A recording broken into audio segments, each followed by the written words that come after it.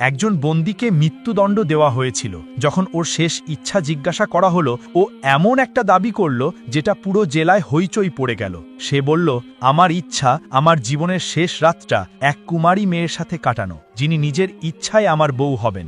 মসজিদে ঘোষণা করে দেওয়া হোক, কেউ কি এজন্য রাজি আছে? পুলিশরাও একে অন্যের মুখ চেয়ে রইল। সত্যি কি ওর এই ইচ্ছা পূরণ হতে পারে? ওই মেয়ে কোথা থেকে আসবে? আর যদি বিয়ে হয়েও যায়, ওই রাতে কি হবে? আমার নাম সোনালী। আমি 40 বছরের একজন মহিলা ইন্সপেক্টর। আমার জীবনটাই বেশিরভাগ আদালত, থানা আর এই জেলের দেওয়ালের মধ্যে কেটেছে। আমি অসংখ্য মুখ দেখেছি, কিছু নরম, কিছু কঠোর, কিছু নির্দোষ লাগা আর কিছু পাথর হৃদয়ের। রাজেশ আমাকে একটা অদ্ভুত দ্বিধায় ফেলে দিয়েছিল। সে সাধারণ কোনো অপরাধী মনে হচ্ছিল না। চোখে একটা গভীর বিষাদ আর মুখে একটা রহস্যময় শান্তি, যেন সবকিছু বুঝেও চুপ করে বসে আছে। সে মাত্র 19 বছর বয়সী ছিল। এটা আমার হৃদয়ে তীরের মতো ধাক্কা দিত যে ছেলেটা এখনো ঠিকমতো পৃথিবী দেখেনি, তাকে এখন এই পৃথিবী থেকে বিসর্জন নিতে হবে। সে খুব কম কথা বলে, যেন শব্দগুলো কেবল পাস হচ্ছে, কিন্তু কাজের কিছু না। বা হয়তো সে নিজেই কিছু বলতেই চায় না। অনেকবার মনে হলো জিজ্ঞেস করব, রাজেশ, তুমি এমন কি অপরাধ করেছো যার শাস্তি মৃত্যুই হওয়া উচিত? কিন্তু তার মুখে ছড়ানো বিষণ্ণতা আমার ঠোঁটগুলোকে সিল করে দিল। পুলিশের চাকরি আমাকে কঠোর হৃদয়ের তৈরি করে দিয়েছিল, কিন্তু 870 নম্বর জেলের সামনে হৃদয়ে একটা কোমলতা জাগত। আমি জানতাম এখানে বন্দীদের সঙ্গে যোগাযোগ রাখা নিষিদ্ধ, আইন কঠোর। তা সত্ত্বেও কোথাও একটা প্রশ্ন বারবার মাথা তুলে দাঁড়াতো, এই ছেলেটা কি সত্যি অপরাধী নাকি পরিস্থিতির শিকার? এই ভাবনায় আজ আমার কাছে একটা বিশেষ আদেশ এলো।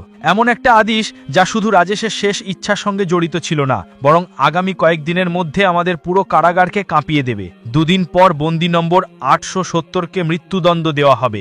এই সময় তাকে তার মা এবং বাবার সঙ্গে শেষবারের মতো দেখা করার অনুমতি দেওয়া হয়েছে। এই খবর পেতেই আমার মনে একটা অদ্ভুত অস্থিরতা ছড়িয়ে পড়ল। কারাগারের পরিবেশে কঠোরতা স্বাভাবিক কথা ছিল, কিন্তু আজ বাতাসে বিষাদের সঙ্গে ভয় মিশ্রিত একটা অবস্থা ছিল। আমি জানতাম যে মৃত্যুদণ্ডপ্রাপ্ত প্রতিটি বন্দীকে তার শেষ ইচ্ছা প্রকাশ করার অধিকার দেওয়া হয়, কোনো বিশেষ খাবার হোক, দেখা হোক বা অন্য কোনো ইচ্ছে। তবে কেউ এমন কোনো অদ্ভুত অনুরোধ করত না যেটা রাজেশ পরে করল। রাজেশ কুমারের দেহটা ছিল পাতলা, লম্বা, কিন্তু মানসিকভাবে শক্ত। যখন সে তার মায়ের সঙ্গে দেখা করল, তখন দৃশ্যটা হৃদয় বিদারক ছিল। ওই মহিলা তার ছেলের গলায় হাত দিয়ে অঝরে কাঁদছিল, তুমি নির্দোষ। তার বিশ্বাস আমাকে চমকে দিয়েছিল। সাজা শোনানো হয়েছিল, তবুও সে আশা হারায়নি। মনে করেছিল হয়তো কোনো ভুল বোঝাবুঝি আছে। ঠিক সেই দিনই আমাকে রাজেশের শেষ ইচ্ছা জিজ্ঞাসা করার নির্দেশ দেওয়া হয়েছিল। আমি ভাবলাম হয়তো সে তার পরিবারের সঙ্গে কিছু সময় কাটাতে চাইবে, বা কেউ কোনো সাধারণ ইচ্ছে প্রকাশ করবে। কিন্তু যখন আমি তার সামনে গেলাম, তার মুখে একটা অদ্ভুত শান্তি ছিল। আমি ধীরে ধীরে জিজ্ঞেস করলাম, রাজেশ, তোমার কোনো শেষ ইচ্ছে আছে? যা বলো, পূরণ করার চেষ্টা করা হবে। সে আমার দিকে তাকালো, কিছুক্ষণ চুপ ছিল, তারপর বলল, আমার একটা ইচ্ছে আছে, কিন্তু ভরসা দিও সেটা পূরণ করবে। আমি জবাব দিলাম, এটা তো প্রতিটি বন্দীর অধিকার, তোমার ইচ্ছে পূরণ করার চেষ্টা করা হবে। আমি ভাবলাম হয়তো সে কাউকে দেখতে চায়, কিন্তু যখন আমি তাকে এসপি সাহেবের কাছে নিয়ে গেলাম এবং তিনি কোমলভাবে জিজ্ঞেস করলেন, ছেলে, তোমার শেষ ইচ্ছা কি? তখন তার ঠোঁট থেকে বের হওয়া কথাগুলো পুরো ঘরটাই ভারী করে দিয়েছিল। রাজেশ বলল, আমি জীবনে প্রথম আর শেষবারই বিয়ে করতে চাই, নিজের বউয়ের সাথে এক রাত কাটাতে চাই, ফাঁসির আগে। রাজেশের কথা শুনে ঘরে একদম নীরবতা নেমে গেল। আমি, এসপি সাহেব আর বাকিরা হতবাক হয়ে একে অন্যের মুখ চেয়ে থাকলাম।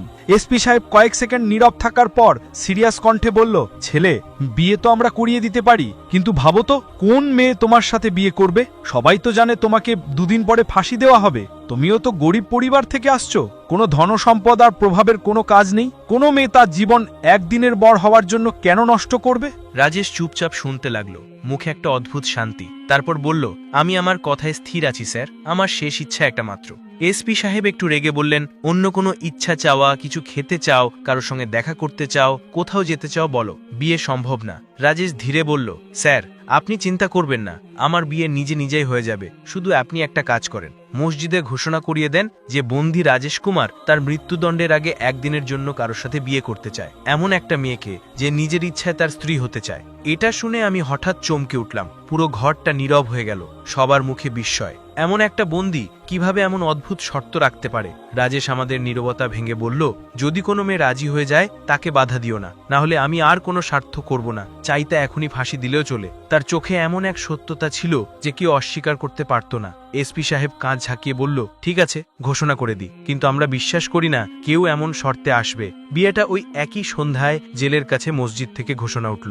কেডি নম্বর 870 রাজেশ কুমার তার শেষ ইচ্ছা হিসেবে একদিনের জন্য কারোর সাথে বিয়ে করতে চায়। যদি কেউ নিজের ইচ্ছায় রাজি হয় তাহলে সে জেল প্রশাসনের সাথে যোগাযোগ করুক। এই ঘোষণা পুরো কানপুরে ছড়িয়ে পড়ল, কিন্তু আমাদের মনে বিশ্বাস ছিল না কেউ আসবে। আমাদের সবার মনে হচ্ছিল এমন শর্তে কেউ সামনে আসবে না। রাজেশ একটা দরিদ্র পরিবার থেকে ছিল, না খ্যাতি না অবস্থান, কে তাকে কোণে হিসেবে মেনে নেবে?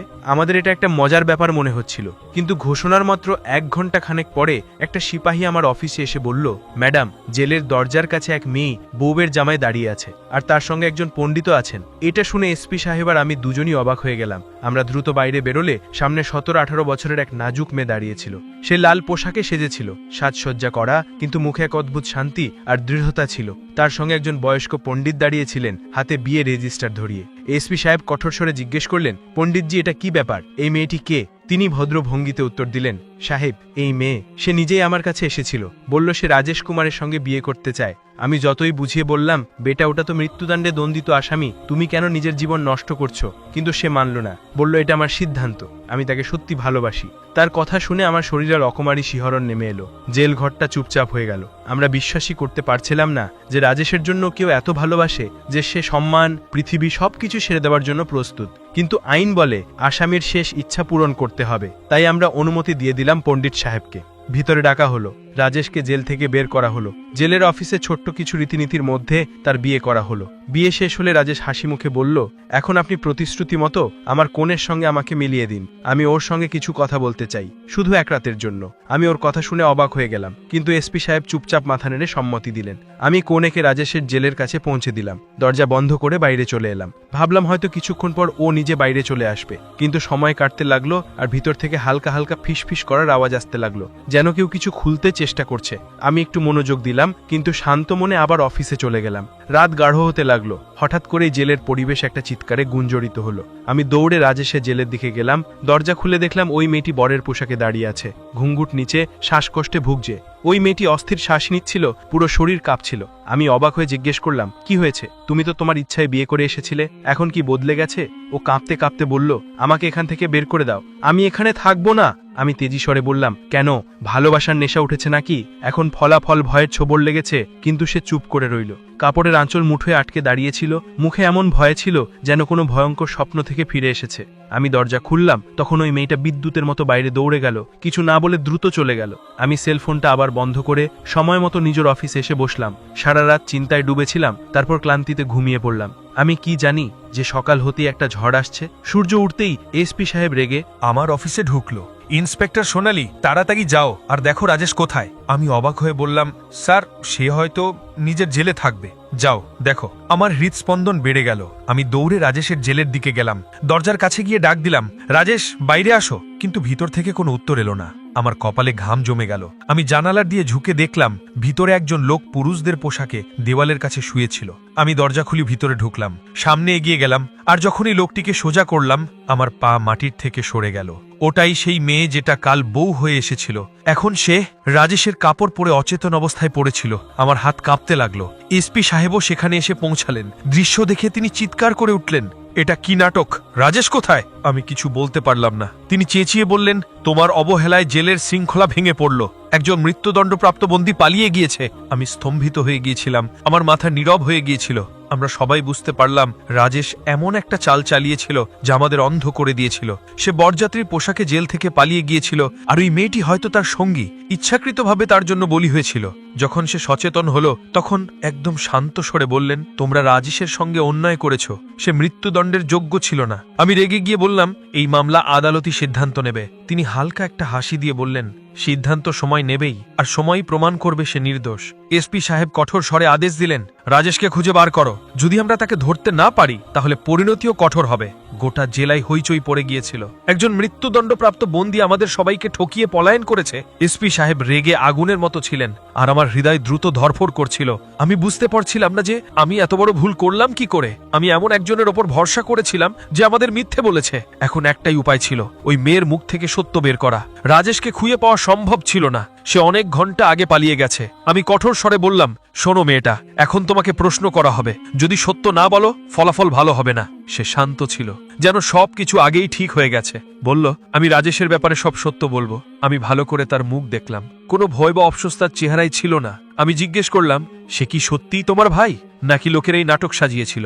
সে কিছুক্ষণ চুপ ছিল, তারপর ধীরে ধীরে বলল, না, সে আমার একমাত্র ভাই নয়। আমার মধ্যে ক্রোধের একটি ঢেউ বয়ে গেল। তাহলে তুমি এসব কেন করেছিলে? তুমি তার সঙ্গে বিয়ে কেন করেছিলে? তোমরা দুজনেই জেলকে বোকা বানিয়েছ। রাজেশ পালিয়ে গেছে, কিন্তু মনে রেখো, আমরা তাকে খুঁজে বার করব। সে আমার চোখের দিকে চোখ রেখে বলল, আপনি ভুল করছেন, সে পালায়নি, সে ফিরে আসবে। আমি অবাক হয়ে গেলাম, তোমার কি করে বিশ্বাস? কারণ সে জানে কোথায় যেতে হবে আর কখন ফিরে আসতে হবে। এখন সে আমার স্বামী, সে আমাকে ছাড়বে না। তার কণ্ঠে এমন এক বিশ্বাস, এক মুহূর্তের জন্য আমার হৃদয়ও কেঁপে উঠেছিল। আমি কঠোর স্বরে বললাম, তোমার এত বিশ্বাস কেন?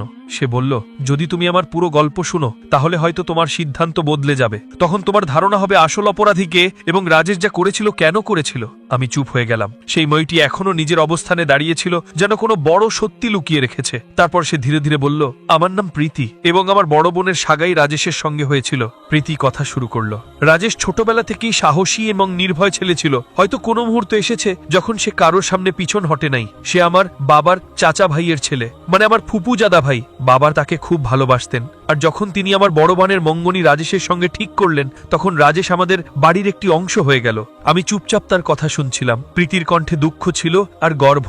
আমাদের গ্রাম সাহারনপুর ছোট একটা গ্রাম, কিন্তু ওখানকার পরিবেশটা অদ্ভুত ছিল। এক রাতে রাজেশ ভাই আমাদের খলাজাত বোনের কাছে এসেছিলেন। সে রাতে আব্বু বাড়িতে ছিলেন না, আর আমরা দুই বোন একা ছিলাম। আমি রান্নাঘরে চা তৈরি করছিলাম। রাজেশ ভাই আমার বোনের সাথে অন্য ঘরে কথা বলছিল। সবকিছু সাধারণ মনে হচ্ছিল। হঠাৎ দরজায় জোরে জোরে ঠক ঠক শব্দ শুরু হলো। সেই মুহূর্তটা মনে পড়তেই প্রীতির কণ্ঠ কাঁপতে লাগলো। আমি দরজার বাইরে তাকালাম, তখন ৩-৪ জন বদমাশ লোক দাঁড়িয়েছিল। তাদের মুখে বর্বরতার ছাপ ছিল। তাদের একজন বলল, আমরা জানি এখন তোমার বাড়িতে একজন যুবক এসেছে, তাকে বাইরে বের করে দাও। আমি ভয়ে জমে গেলাম। ভাবলাম, না যেন আপু এসে পড়ে বা কোনো ঝামেলা হয়। আওয়াজ শুনে রাজেশ তৎক্ষণাৎ বাইরে এলো। সে আমাকে ইশারা করলো ভিতরে চলে যেতে। আমি নিজের ঘরে গিয়ে দরজা বন্ধ করে কান দিয়ে শুনতে লাগলাম। বাইরে রাজেশ ওই দুষ্টুদের সামনে দাঁড়িয়েছিল। তাদের একজন কিছু বাজে কথা বলল, কিন্তু রাজেশ সাহস দেখালো না। চাইলে তো সে তাদের সবাইকে মার খাইয়ে দিত, কিন্তু সে জানতো সে একাই, আর আমাদের দুই দুর্বল বোন ভিতরে আছি।